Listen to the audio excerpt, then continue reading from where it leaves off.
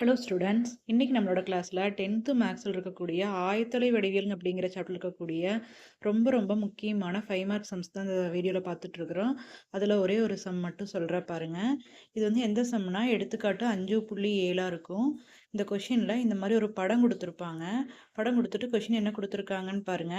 கொடுக்கப்பட்ட படமானது ஒரு வளாகத்தில் புதிய வாகன நிறுத்தம் ஏற்படுத்த அமைக்கப்பட்ட பகுதியினை குறிக்கிறது. இதை அமைப்பதற்கு ஒரு சதுர அடிக்கு 1300 செலவாகும் எனில் மொத்தமாக வாகன நிறுத்தம் அமைக்கிறதுக்கு எவ்வளோ செலவாகும்னு கேட்டிருக்காங்க. ஸோ இந்த மாதிரி 4 புள்ளிகளும் கொடுத்துட்டாங்க. இந்த 4 புள்ளிகளை வச்சு நாற்கரம் அமைச்சா எப்படி இருக்குமோ அந்த வடிவத்தில் ஒரு வாகன நிறுத்தம் அமைக்கிறேன்னு சொல்லியிருக்காங்க. இதை அமைக்கிறதுக்கு ஒரு சதுர அடிக்கு 1300 ரூபா செலவாகும்னு சொல்லியிருக்காங்க. அப்படின்னா மொத்தமாக இந்த வாகன நிறுத்தம் ஏற்படுத்துறதுக்கு எவ்வளவு செலவாகும் அப்படிங்கிறத நம்ம கண்டுபிடிக்கணும். சரிங்களா? ஸோ ஃபர்ஸ்ட் என்ன பண்றோம் அப்படின்னா, இந்த வாகன நிறுத்தத்தோட பரப்பளவு கண்டுபிடிக்கலாம். வாகன நிறுத்தத்தின் பரப்பளவு கண்டுபிடிக்கணும் அப்படின்னா வந்து இது வந்து நாற்கர வடிவத்தில் இருக்கிறதுனால நாற்கரத்தின் பரப்பளவோட ஃபார்முலா எழுதணும். சரிங்களா? ஸோ ஃபர்ஸ்ட் வாகன நிறுத்தத்தின் பரப்பளவு கண்டுபிடிக்கலாம் பாருங்க. வாகன நிறுத்தத்தின் பரப்பளவு அப்படின்னு எழுதிக்கலாம்.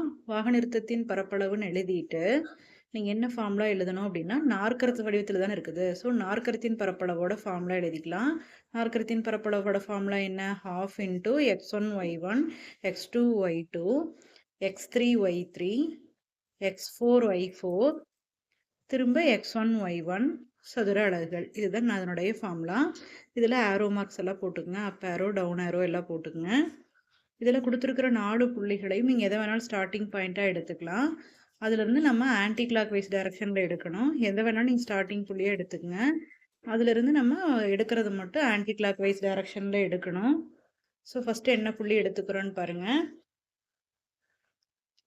ஸோ 1/2 இன்ட்டு 2 2 ஃபஸ்ட்டு புள்ளி 2 2 எடுத்துக்கிறேன். அடுத்த புள்ளி 5 5 எடுத்துக்கலாம். அடுத்த புள்ளி என்ன இருக்குன்னு பாருங்கள்.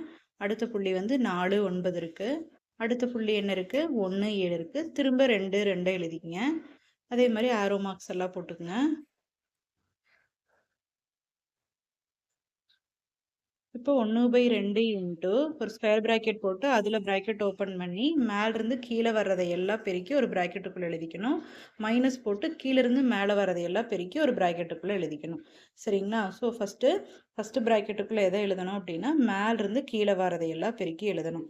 So 2 5 பெருக்குங்க. 2 5 10 plus 9 45 plus 4 28 plus 1 2 minus. இப்போ கீழேருந்து மேலே போகிறது எல்லாம் பெருக்குங்க. 2 5 10 ப்ளஸ் 5 20 ப்ளஸ் 1 9 ப்ளஸ் 7 2 14. சரிங்களா? ஸோ 1/2 இன்ட்டு ஃபஸ்ட்டு ப்ராக்கெட்டுக்குள்ளே ஃபுல்லாக ப்ளஸ் பண்ணுங்கள். ஃபுல்லாத்தையும் ப்ளஸ் பண்ணினீங்க அப்படின்னா என்ன ஆன்சர் வருது அப்படின்னா வந்து 85 வருது. மைனஸ் செகண்ட் ப்ராக்கெட்டுக்குள்ளே எல்லாம் ப்ளஸ் பண்ணுங்கள். ஃபுல்லாக ப்ளஸ் பண்ணிங்கன்னா என்ன ஆன்சர் வருது? 53 வருது. ரெண்டையும் மைனஸ் பண்ணுங்கள். 2 மைனஸ் பண்ணிங்கன்னா 32 வரும். ஸோ 1/2 இன்ட்டு 31 இல்லையா, 2ஆல் கேன்சல் பண்ணுங்கள். ஸோ 16 வரும். இப்போ ஒரு 16 சதுர அடி அப்படிங்கிறது தான் இந்த வாகன நிறுத்தத்தோட பரப்பளவு. சரிங்களா? இப்போ வாகன நிறுத்தத்தோட பரப்பளவு கண்டுபிடிச்சிட்டோம். இதை அமைக்கிறதுக்கு ஒரு சதுர அடிக்கு எவ்வளோ செலவாகும்னு கொடுத்துருக்காங்கன்னு பாருங்களேன். ஒரு சதுர அடிக்கு ஆகும் செலவு ரூபாய் 1300ன்னு கொடுத்துருக்காங்க. அதை எழுதிக்கலாம். ஸோ ஒரு சதுர அடிக்கு ஆகும் செலவு ஈக்குவல் டு எவ்வளோ? ரூபாய் 1300. அப்படின்னா இந்த வாகன நிறுத்தம் அமைக்கிறதுக்கு ஆகக்கூடிய மொத்த செலவு வேணும்னா இந்த 16ஐயும் 1300ஐயும் பெருக்கிக்கணும். பெருக்குனா டோட்டல் செலவு எவ்வளோன்னு கிடைச்சிரும்.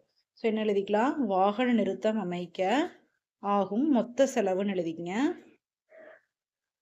வாகன நிறுத்தம் அமைக்க ஆகும் மொத்த செலவு அப்படின்னு எழுதிட்டு இந்த நம்மளுக்கு வந்திருக்கக்கூடிய பரப்பு 16ஐயும் இந்த செலவு 1300ஐயும் பெருக்கிங்க. 2 பெருக்கிங்கன்னா 2 0க்கு 2 0 16 13ஐயும் பெருக்கினீங்கன்னா 208 வரும். ஸோ மொத்தமாக எவ்வளோ வருது? 20,800 அப்படிங்கிறது தான் வந்து இந்த மொத்தமாக இந்த வாகன நிறுத்தம் அமைக்கிறதுக்கு ஆகக்கூடிய மொத்த செலவு. சரிங்களா? இதில்